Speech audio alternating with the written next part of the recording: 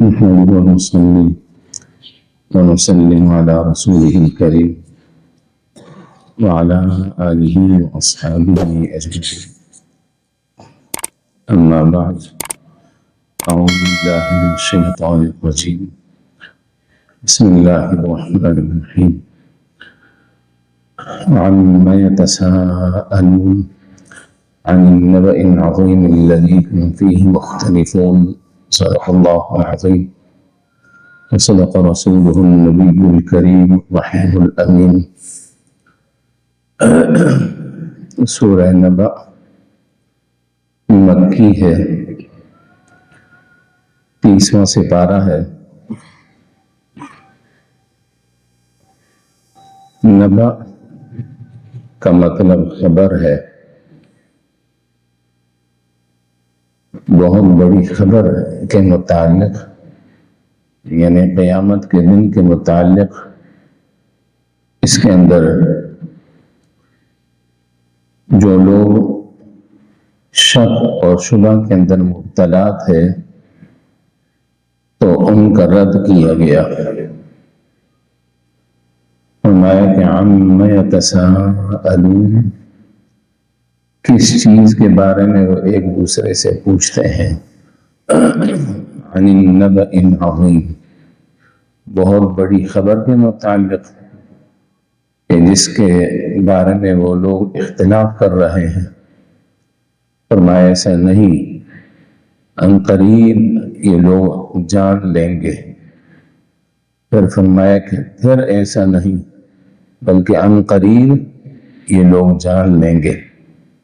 اور پھر اگلی آیات مقدسات کے اندر اللہ تبارک و تعالی نے اپنی نعمتوں کو جو پیدا فرمایا، بہت ساری نعمتوں کا ذکر اور بیان ہے۔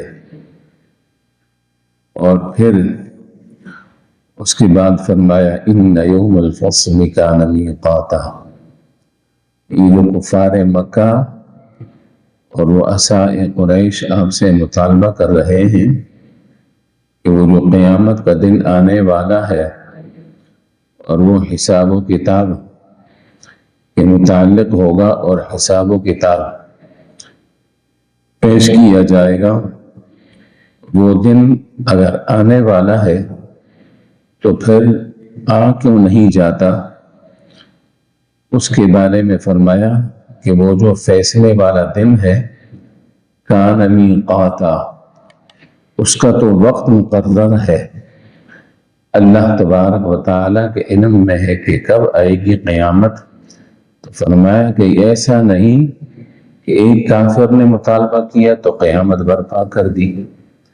10 کفار مکہ رؤساء قریش اکٹھے ہو گئے اور اللہ تبارک و تعالیٰ کی وحدانیت کا انکار کرنے والے دوسرے مقام پر کھڑے ہو گئے، اور انہوں نے کہا کہ اگر واقعی قیامت آنی ہے تو ہمیں ابھی دکھا دی جائے۔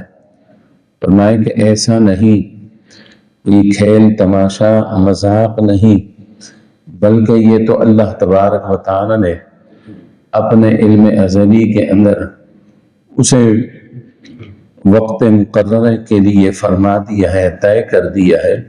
اس لیے جب وہ وقت آئے گا تو پھر وہ دن بھی آ جائے گا، اور وہ ایسا دن ہوگا یوم ینفخ فی الصور، کہ سور کے اندر پھونکا جائے گا، فتأتون افواجا، اور تم لوگ فوج در فوج بھاگتے ہوئے اللہ تبارک و تعالی کی بارگاہ میں حاضر ہو جاؤ گے۔ ایسا نہیں کہ کوئی شخص یہ کہے کہ میرے قلعے جو تھے بڑے مضبوط تھے، میں تو اس کے اندر محفوظ ہو جاؤں گا، میں تو اس سے بچ جاؤں گا۔ فرمایا کہ نہیں، اس سور جو پھونکا جائے گا اس کی طاقت اور قوت کا حال یہ ہوگا کہ تم لوگ خود اپنی اپنی قبروں سے اٹھ کر آؤ گے اور اللہ تبارک و تعالی کی بارگاہ میں فوج در فوج حاضر ہوتے جاؤ گے۔ اور جب تم آسمان کی طرف دیکھو گے، وَفُتِحَتِ السَّمَاءُ، آسمان کھول دیا گیا ہے، فکانت ابوابا، تو وہ دروازے ہی دروازے ہو جائے گا. لوگ سمجھیں گے کہ آسمان ہمارے اوپر گرا چاہتا ہے. وسیرت الجبال، پہاڑ ہلا دیے جائیں گے. فکانت سرابا، تو ایسے ہو جائیں گے جیسے سراب ہوا کرتی ہے.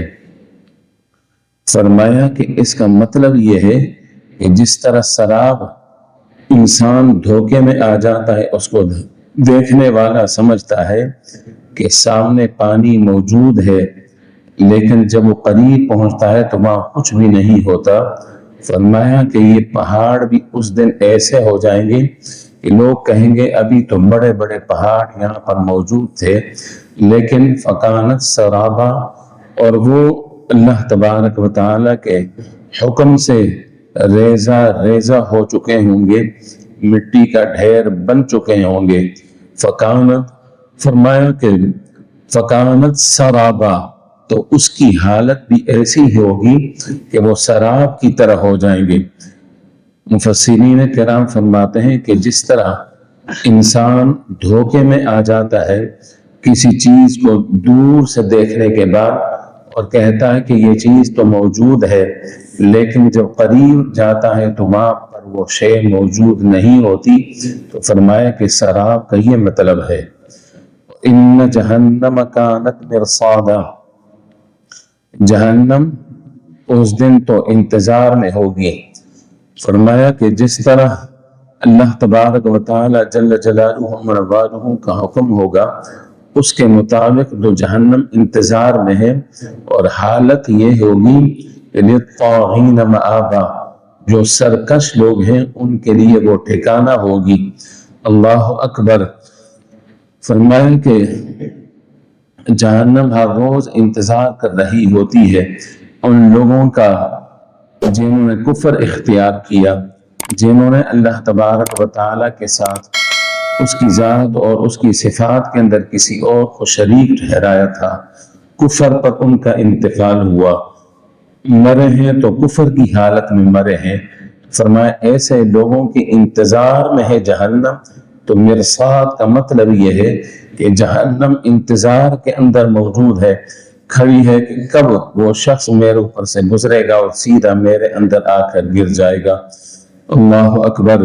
نبی کریم صلی اللہ علیہ وآلہ وسلم ارشاد فرماتے ہیں کہ جب پل صراط ہوگا، میری امت گزر رہی ہوگی، نبی کریم علیہ الصلوۃ والسلام دعا کر رہے ہوں گے، رب سلم امتی، رب سلم امتی، میرے رب، میرے پروردگار، تیرا جس طرح میرے ساتھ وعدہ تھا میری امت کو سلامتی کے ساتھ گزار دے، میری امت کو سلامتی کے ساتھ گزار دے. فرمایا کہ نبی کریم علیہ الصلوۃ والسلام کی دعا کی برکت سے گزرنے والا جو آپ کی امت کا ہوگا اور آپ کی نبوت و رسالت پر ایمان لا چکا ہوگا، صاحب ایمان ہوگا، موت اس کی آئی تو ایمان کی حالت میں آئی ہوگی. جب وہ جہنم کے اوپر سے گزرے گا تو نبی کریم علیہ الصلوۃ والسلام کی دعا کی برکت سے اللہ تبارک و تعالی پل صراط پر سے اسے خیر اور عافیت کے ساتھ گزار دے گا. جہنم سے اللہ تبارک و تعالی اس کو محفوظ فرما دے گا اور وہ سیدھا جنت میں پہنچ جائے گا. فرمایا کہ ایسے جہنم جو ہے للطاغین مآبا، طاغین کا ایک مطلب یہ ہے کفر اختیار کرنے والے، اور ایک مطلب یہ ہے کہ جو بڑے بڑے گناہوں کے اندر مبتلا ہے. ایسے تمام لوگوں کے لیے جہنم جو ہے وہی ٹھکانہ ہے. اور حالت کیا ہوگی؟ لابسین فیہا احقابا، اس میں عرصہ دراز تک ان کو ٹھہرنا ہوگا. اس پر علماء مفسرین نے تو بڑی بحث کی ہے کہ حکم کا مطلب کیا ہے. بعض نے کچھ فرمایا، بعض نے فرمایا، لیکن اس بات پر سب کا اتفاق ہے کہ اللہ تبارک و تعالیٰ کے علم ازلی کے مطابق جو شخص اس کے اندر چلا گیا، فرمایا کہ وہ اس کے اندر ہمیشہ رہے گا. فرمایا اس لیے کہ قرآن کریم فرقان حمید کی بے شمار آیات مبارکہ اس کی تفسیر کے لیے موجود ہیں کہ جہاں جہنمیوں کا ذکر ہے وہاں یہ بھی فرمایا خالدین فیہا، کہ اس میں ہمیشہ رہیں گے، اور کہیں فرمایا خالدین فیہا ابدا، اس میں ہمیشہ ہمیشہ رہیں گے۔ مطلب یہ ہے کہ کافر جب جہنم میں گر گیا تو پھر واپس نکلنے کا کوئی راستہ نہیں ہوگا، اور وہاں پر یہ حالت ہوگی لا یذوقون فیہا بردا ولا شرابا، نہ ان کو کوئی ٹھنڈک محسوس کی جائے گی اور نہ ان کو صاف ستھرا پانی پینے کے لیے دیا جائے گا، بلکہ الا حمیما وغساقا، کھولتا ہوا پانی ہوگا، اور لوگوں کے زخم سے نکلنے والا گند وہ ان کو پلایا جائے گا۔ اس کی وجہ کیا ہے؟ جزاء وفاقا، کہ یہ جو اللہ تبارک و تعالیٰ کی بارگاہ مقدسہ میں حاضر ہونے کی امید ہی نہیں رکھا کرتے تھے اور اس کی تکذیب کیا کرتے تھے، فرمائے اس وجہ سے، اس بنا پر اللہ تبارک و تعالیٰ نے ان کے لیے یہ سزا مقرر فرمائی۔ وَكَذَّبُوا بِآيَاتِنَا كَذَّابًا، وہ ہماری آیاتوں کو جھٹلا دیا کرتے تھے۔ وَكُلَّ شَيْءٍ أَحْصَيْنَاهُ كِتَابًا، انہیں اللہ کے رسول صلی اللہ علیہ وآلہ وسلم تو دنیا کے اندر یہ خبر دیتے آئے تھے کہ تمہارا ہر عمل جو ہے وہ نوٹ کیا جا رہا ہے، لکھا جا رہا ہے۔ وَكُلَّ شَيْءٍ أَحْصَيْنَاهُ كِتَابًا، ہر شے کو ہم نے لکھا ہوا تھا۔ پھر قیامت کے دن ان سے فرمایا جائے گا فَذُوقُوا، اے مجرمو چکھو، فَلَن نَزِيدَكُمْ إِلَّا عَذَابًا، ہم تمہارے لیے کوئی چیز زیادہ کریں گے اور صرف عذاب کے اندر ہی زیادتی کر سکتے ہیں، تمہیں انعام کوئی نہیں ملنے والا۔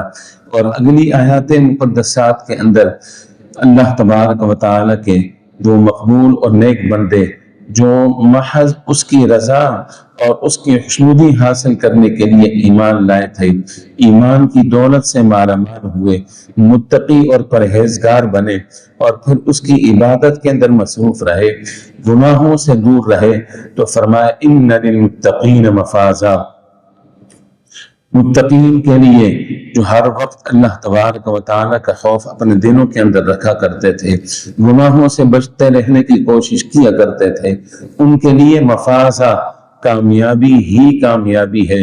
اور پھر اگلی نعمتوں کا ذکر اور بیان ہے جو انہیں اللہ تبارک و تعالیٰ جنت کے اندر داخل فرمانے کے بعد جن نعمتوں سے سرفراز فرمائے گا اس کا ذکر اور بیان ہے۔ اللہ تبارک و تعالی جل جلالہ عمن والہ ہمیں کفر اور شرک اور ہر قسم کے گناہ سے اپنی حفظ و امان عطا فرمائے، دین اسلام پر استقامت عطا فرمائے، خاتمہ ہم تمام مسلمانوں کا اپنے فضل و کرم سے ایمان پر فرمائے، آمین۔ وما علینا الا البلاغ المبین۔